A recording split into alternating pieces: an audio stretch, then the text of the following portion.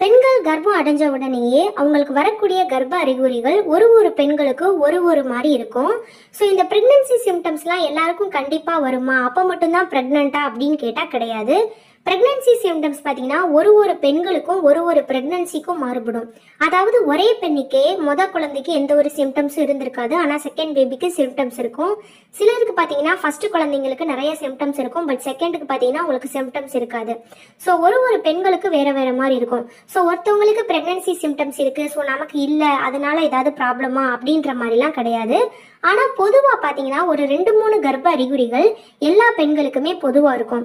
அதாவது இப்போ ஓவுலேஷன் அப்போ உங்களோட கரு உண்டாயிருச்சு, நீங்கள் கர்ப்பம் அடைஞ்சிட்டீங்க அப்படின்னா ஓவுலேஷனுக்கு அப்புறமா 1-2 வாரத்துக்கு அப்புறம் சின்ன சின்ன சிம்டம்ஸ் பார்த்தீங்கன்னா மோஸ்ட்லி கம்பல்சரி இருக்கும்.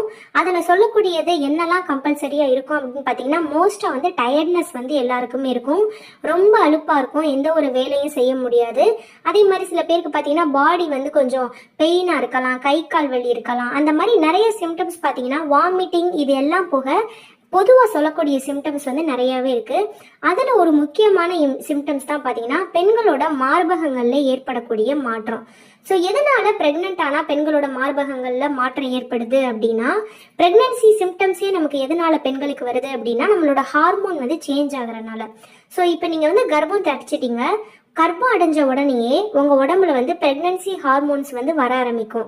ஸோ ஹச்சிஜி அப்படின்னு சொல்லுவோம் அந்த ஹார்மோன் பேர்.